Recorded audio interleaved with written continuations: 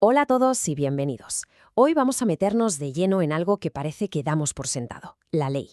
Pero no nos vamos a quedar en la superficie. Vamos a bucear hasta el fondo, hasta su componente más básico, su ADN, la norma jurídica.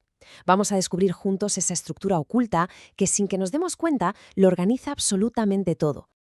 A ver, todos creemos saber lo que es una ley, ¿verdad? Me parece algo obvio. Pero, ¿y si la respuesta fuera mucho más compleja, mucho más interesante de lo que parece a simple vista? Pues esa es justo la gran pregunta que vamos a intentar responder hoy. La primera imagen que se nos viene a la cabeza cuando pensamos en derecho es esta. Una señal, una orden, una prohibición clarísima. Es normal pensar en la ley como un conjunto de mandatos que nos dicen qué podemos hacer y, sobre todo, qué no. Pero ojo, porque esto es solo el principio de la historia. Y aquí es donde la cosa se empieza a poner interesante. Porque pensemos un momento, ¿qué pasa con una ley que simplemente define lo que es un contrato o la que nos da el derecho a votar?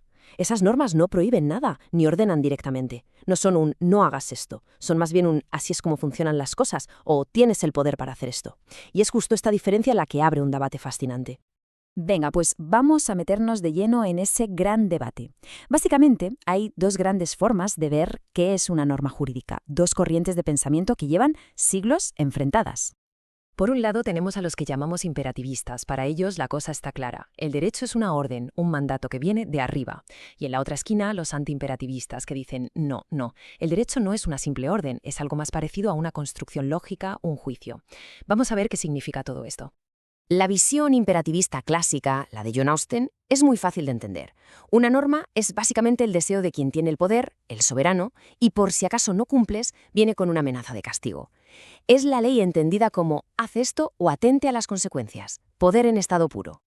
Claro, esta idea tan simple pues tiene sus problemas. Por ejemplo, ¿cómo explica una ley que te permite hacer testamento? Eso no es una orden, es una posibilidad, un poder que se te da.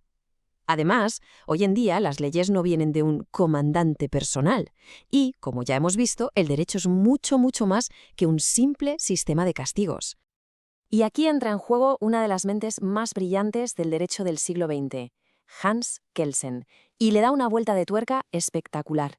Para él, la norma no nos habla a nosotros, los ciudadanos, no, es una instrucción para los jueces y funcionarios. No dice, no robes, sino que su mensaje es, señor juez, si alguien roba, entonces su deber es imponerle esta sanción. Es un cambio de perspectiva total. Y para intentar tender un puente, llega el filósofo H.L.A. Hart con una idea que, la verdad, es genial. Lo que él sugiere es que el sistema legal funciona con dos tipos de reglas que se necesitan mutuamente. Por un lado, las reglas primarias, que son las que imponen deberes, las obligaciones, y por otro, las reglas secundarias, que son como las reglas del juego para crear, cambiar y aplicar las primeras.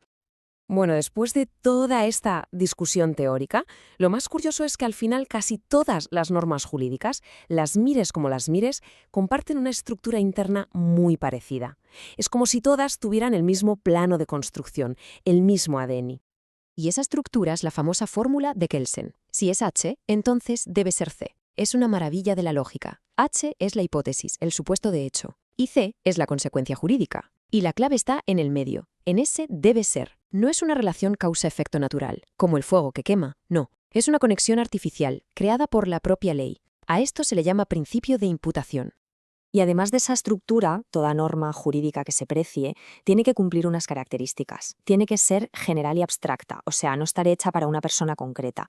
Tiene que ser válida, es decir, creada por quien puede y como se debe. Y, lo más importante, es vinculante. Su cumplimiento es obligatorio para todos.